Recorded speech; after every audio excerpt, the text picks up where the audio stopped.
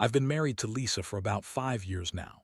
At first, everything seemed perfect, or at least as perfect as a marriage can be when you're busy with work and trying to keep things smooth. We had our routines. She'd complain about her job, I'd come home exhausted, and we'd have some dinner, maybe watch a movie or binge a show. It wasn't fireworks every night, but it felt stable. Or so I thought. Lately, though, I started noticing small things that didn't add up. Lisa's phone was more locked than usual, almost like she was hiding something. She'd get defensive about her texts or calls, brushing it off with some snarky comment about how I was paranoid or controlling. I'd catch her deleting messages sometimes, and that made my gut tighten. She also started being bitchier, snapping at me for little things, which was unlike her. She's a pretty bitchy woman to begin with, but this was different. She'd make these cutting remarks, and I'd feel like I was walking on eggshells more than usual. I didn't want to jump to conclusions, but the feeling was gnawing at me. I kept telling myself maybe she was just stressed or going through something at work. But then she started coming home late more often, claiming it was just work stuff or girls' night outs. That's when I noticed her phone buzzing constantly around 10 p.m. and she'd sneak off into the bathroom or the bedroom to answer. I'd hear her giggling softly sometimes, and I'd catch a snippet of some guy's voice. I didn't recognize it, but the tone was familiar, playful, intimate, like they'd been talking for a while. One night I was cleaning up after dinner and her phone buzzed again. I glanced over and saw a message pop up. It was from Jake, and it wasn't just some casual greeting. It was flirtatious, teasing, and a little bit dirty. I saw her reply and the words made my stomach turn. It was clear she'd been talking to him for weeks, maybe longer, and that they'd built some kind of secret connection. I felt like I'd been punched in the chest. My mind raced, trying to process how my wife could do that to me. I always suspected she was bitchy and manipulative, but this was cold and calculated. I didn't say anything. That night, I just sat there pretending to sleep while my mind spun. I felt betrayed, angry, and totally helpless. How could she lie to me so effortlessly? How could she pretend everything was fine when she was sneaking around behind my back? I kept thinking about all the times she dismissed my concerns, called me paranoid or jealous just because I noticed little things. Turns out I was right all along. She was hiding a whole other life. The following days were a blur. I couldn't concentrate on anything. Every time I saw her differently. The woman I'd married, the woman I trusted, she was a liar and a cheat. And all I could think about was how I'd been played. I wanted to confront her, to get her to admit everything. But at the same time, I was afraid of what I might find out or how she'd react.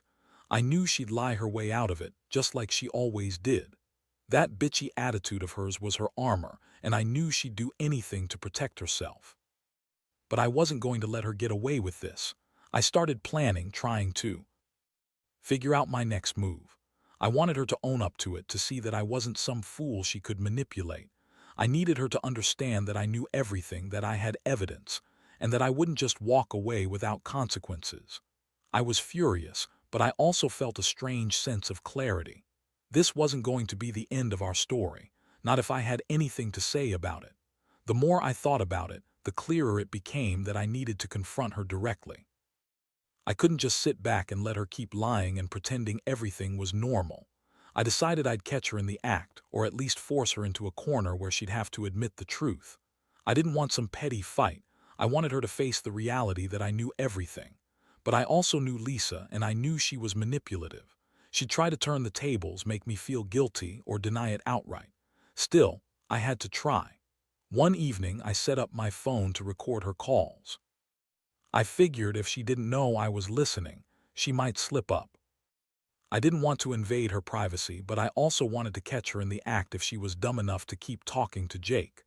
I also made sure to keep an eye on her phone, watching for any messages or calls I could see. That night, she came home later than usual. She was her usual bitchy self, snapping at me for asking if she wanted dinner. I just played it cool, pretending I didn't know what was coming. She went straight into the bathroom, and I followed her at a distance, pretending to be oblivious. I hid behind the door and watched her unlock her phone. As soon as she opened it, I saw the notification. More messages from Jake, some flirtatious, others downright explicit. That was the confirmation I needed. She was cheating, no doubt about it. I felt my stomach knot up, my fists clench. I had to act fast. When she finally came out of the bathroom, I pulled her aside. I asked her about the messages, trying to sound calm but firm. Her face twisted into her usual bitchy sneer. "What are you talking about? I don't know what you're even talking about." She snapped. Her voice was high-pitched, defensive. I pressed her further, showing her the messages on my phone. Her eyes flickered for a moment, then she started lying right to my face. "That's nothing, just some stupid joke. Jake's just a friend, and I don't know why you're making such a big deal about it." I wasn't buying it. I told her I knew she was cheating, that I had proof, and if she kept lying, things were only going to get worse. Her bitchy attitude got even worse and she spat. "Oh, so now you're some kind of detective. You're crazy. Honestly, I don't have time for your drama." But I saw the panic in her eyes. She knew she'd been caught. That's when she tried to dismiss it all, saying I was paranoid, insecure, and all the usual bullshit. I felt the rage bubbling inside me, but I also felt the cold realization that I'd been played for a fool. That night was a nightmare. I couldn't sleep, replaying everything in my head. How long had she been doing this? Who was Jake? I felt betrayed, not just by her cheating, but by her entire attitude, how she lied so effortlessly, dismissed my feelings, and thought she could keep her secret forever. I kept asking myself how I missed all the signs, how I was so blind to her manipulative game. The woman I thought I knew was nothing but a liar and a cheat, and I was left to pick up the pieces of a marriage that felt more broken than ever. In the days that followed, I kept digging. I needed more evidence, more proof that she was unfaithful. I started going through her emails, her social media accounts, anything I could find. It was a sickening feeling, invading her privacy, but I couldn't help myself. I needed to know the full extent of her betrayal. What I found made my stomach churn. Not just the explicit messages, but also the way she'd talked about me, like I was some idiot she could walk all over. The more I uncovered, the more I realized this was not a one-time thing. This was a pattern, her being bitchy, lying, and sneaking around with this Jake guy. Every discovery fueled my anger. I kept thinking about the lies she told, her dismissive attitude, her sneering like I was the crazy one, and I knew I had to decide what to do next. I couldn't keep living like this, constantly questioning, doubting, feeling betrayed. I'd always believed in honesty in marriage. What I didn't realize was that Lisa had none. She was just pretending to be the perfect wife while secretly screwing around with some online friend, someone I'd never even met. That realization hit me hard and made me vow I'd take some kind of action. I didn't know exactly what yet, but I knew I couldn't stay silent. After spending a few days gathering everything I could, screenshots, messages, even some of her calls, I finally felt like I had enough to confront her properly. The anger was boiling inside me, but I also felt a strange calm. I knew I had to get it out in the open, lay everything on the table. I didn't want her to deny anymore or spin some bullshit story. I wanted her to face the reality she'd created for herself. That night, I sat her down in the living room. She was bitchy as ever, rolling her eyes like I was wasting her precious time. I laid everything out, showed her the messages, played the recordings I had of her talking to Jake. Her face twisted into her usual sneer, but I could see the flicker of panic behind her eyes. I told her I knew about the affair, that I knew about her sneaky little chats, and that I wasn't going to pretend anymore. Her reaction was classic Lisa. She started with the denial. "You're crazy," she spat. "You're overthinking everything." Then she tried her usual manipulative tactic, calling me paranoid, jealous, insecure. "Jake is just a friend," she said, crossing her arms, her bitchy smirk back in full force. "You're just insecure because I don't want to have sex with you anymore, and now you're trying to make me feel guilty." I didn't buy it. I looked her in the eyes and told her she'd been caught, that I had proof. I told her I didn't want some bullshit excuse, I wanted the truth, and I wasn't leaving until I got it. That's when she got even more bitchy, yelling, "You're just a jealous pig. I don't know why you're making such a big deal out of this. I don't love you anymore, and frankly, I don't even like you half the time." Her words cut deep, but part of me felt relief. Finally, she was being honest, even if it was to tear me down. The thing is, I knew she'd say anything to justify herself. That's who she was, bitchy, manipulative, always spinning lies. But her excuses didn't matter anymore. Deep down, I felt a mix of anger, sadness, and betrayal. I'd been with her through thick and thin, and all she'd ever done was lie, cheat, and dismiss my feelings. I wanted to scream, to shake her, but I just sat there trying to keep my cool.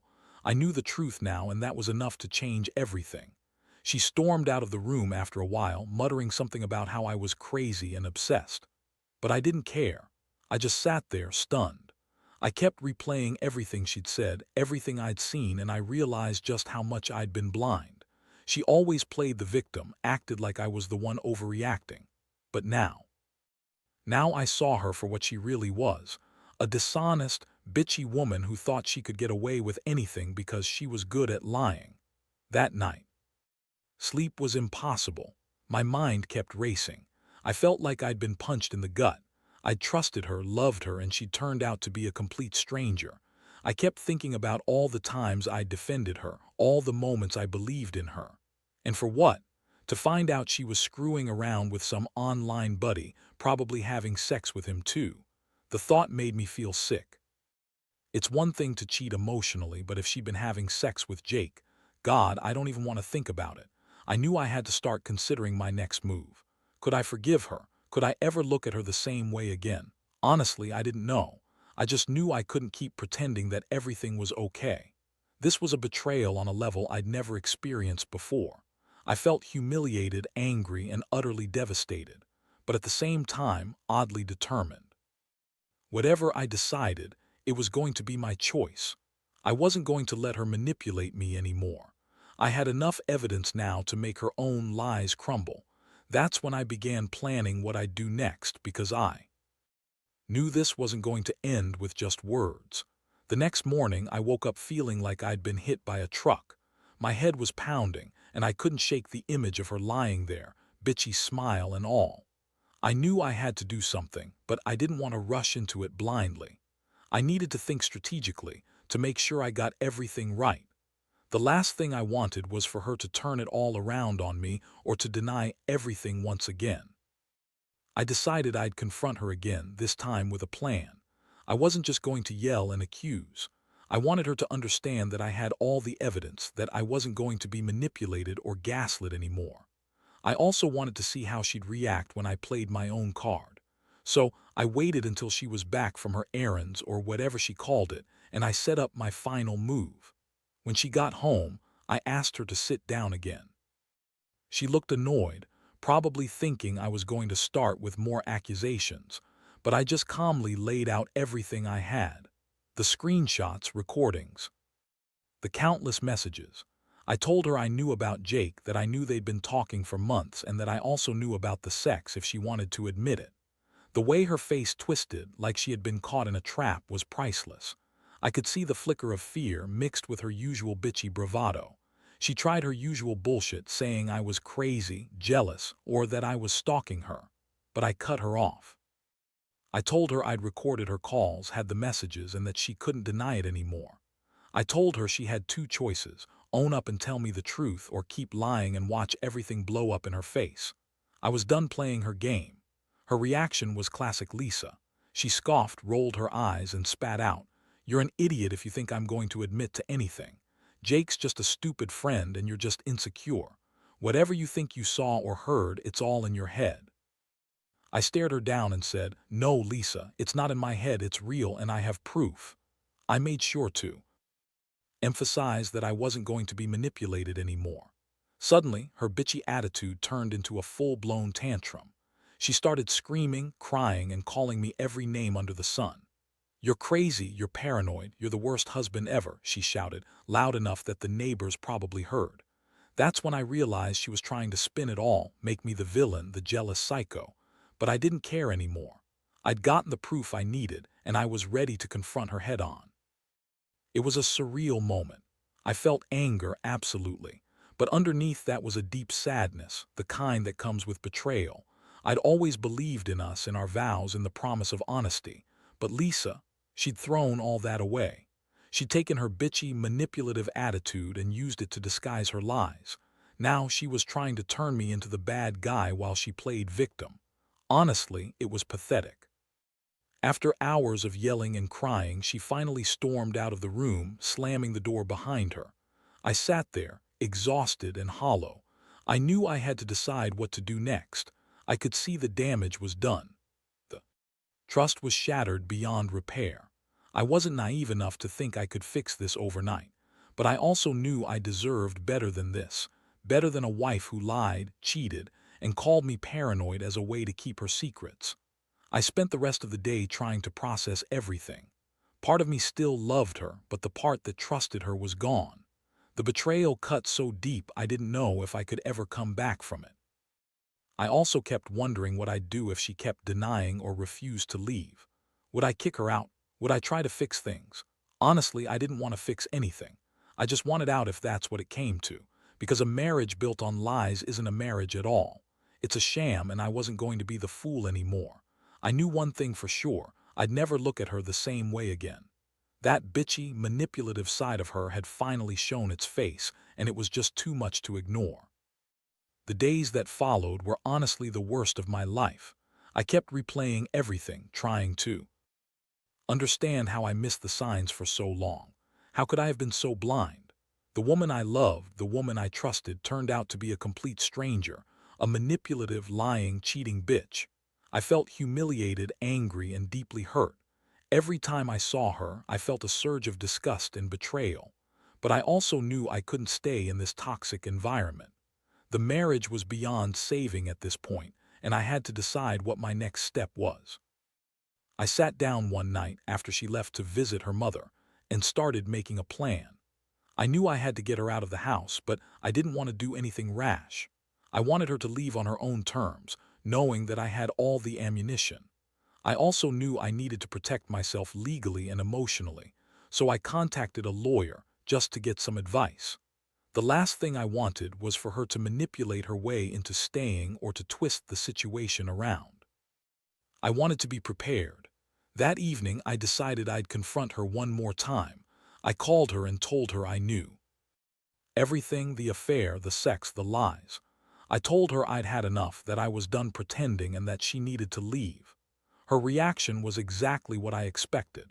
She got bitchy, calling me crazy again, trying to guilt-trip me, and insisting she was the victim. She said she was just having some fun, that I was too boring, and that she didn't want to be with a man who didn't trust her. I told her that trust was broken, that I could never look at her the same way again, and that she had to face reality. Her voice raised in anger. She accused me of controlling her, of being insecure, and of driving her away. But I'd had enough. I told her I was done with her lies, that she had to leave that night. I wasn't going to kick her out cold turkey, but I made it clear I was prepared to call the police if she refused to leave peacefully. That shut her up for a moment. She screamed at me, calling me possessive, jealous, and a bunch of other shit, but I stayed firm. Finally, she stormed out of the house, slamming the door behind her. I watched her get into her car, feeling a mixture of relief and emptiness. I knew this was the end of our marriage. I'd been betrayed so deeply that I couldn't imagine staying with her, even if she begged. The girl I married was gone, replaced by someone I didn't even recognize anymore. Still, I felt a strange sense of closure. I'd finally taken control of the situation, and I was free from her manipulation. After she left, I spent the night alone in the house. I looked around at the place we shared, realizing that I'd wasted so much time believing she was the woman I loved. Now I saw her for what she truly was: a bitchy, deceitful woman who thought she could lie her way out of everything. That realization hurt more than anything, but it also made me stronger. I knew I'd have to rebuild my life from scratch, but at least I was finally free from her lies. In the days that followed, I started focusing on myself. I got rid of her things, cleaned up the house, and started considering therapy to deal with the emotional fallout. I also reached out to friends and family, telling them what had happened. Their support was invaluable. I realized I wasn't alone, and I didn't have to carry this burden by myself. The biggest lesson I learned was that trusting blindly is a mistake. People can hide their true selves behind a mask, and sometimes the mask slips when you least expect it. Looking back, I wish I'd seen the red flags sooner, but I also know I can't change the past. All I can do now is move forward, learn from this betrayal, and rebuild my life without her. I want to be with someone who respects me, who's honest, and who doesn't think lying and cheating are acceptable. Lisa never deserved that kind of loyalty, and I'm glad I finally woke up to her true nature. It's a hard lesson, but it's one I'll carry with me for the rest of my life. Now, looking back, I realize how much this whole ordeal has changed me. I used to be someone who believed in the fairy tale idea that marriage was about trust and loyalty, but I've come to see the harsh reality that not everyone is cut out for that kind of commitment. Lisa's betrayal shattered that illusion, but it also forced me to grow up and face the brutal truth about human nature. The worst part was the feeling of being played, of having my trust so completely exploited by someone I thought I knew inside out. I won't lie. There are days when I feel angry, days when I question everything, and days when I wonder if I'll ever fully let go of the pain. But mostly, I feel relief. Relief that I finally took control, that I didn't let her manipulate me anymore, and that I'm finally free to rebuild my life on my own terms. I've started therapy, and it's helping me process all the emotions I've buried deep. I'm learning to forgive myself for trusting her blindly, and I'm learning to set boundaries. One thing I've realized is that women like Lisa, bitchy, manipulative, and dishonest, are dangerous because they can hide so well behind charm and lies. They think they're untouchable because they're good at lying, but the truth always comes out eventually. And when it does, it's ugly. It's destructive. But it's also liberating because it clears the air and forces you to see things clearly. To anyone reading this and going through something similar, I'll say this: trust your gut. Don't ignore the red flags, no matter how small. People will lie and manipulate, but their actions will always reveal who they really are. If you suspect your partner is cheating or hiding something, don't dismiss it. Confront it early, gather evidence if you need to, and don't be afraid to walk away if the truth hurts too much. Your happiness and self-respect are worth more than any relationship built on lies. Finally, I want to remind myself and anyone else in my position that life goes on. The pain will fade, and there's a whole world waiting for you outside the betrayal. I might be single now, but I'm also free, free to find someone who truly respects and loves me. Someone who won't lie, cheat, or betray. And one day I'll look back at this mess and see it as a turning point, not an ending. Because sometimes you have to lose everything to realize what truly matters. That's it. My story. I hope it helps someone out there to see that even in the worst betrayals, there's a chance for a new beginning.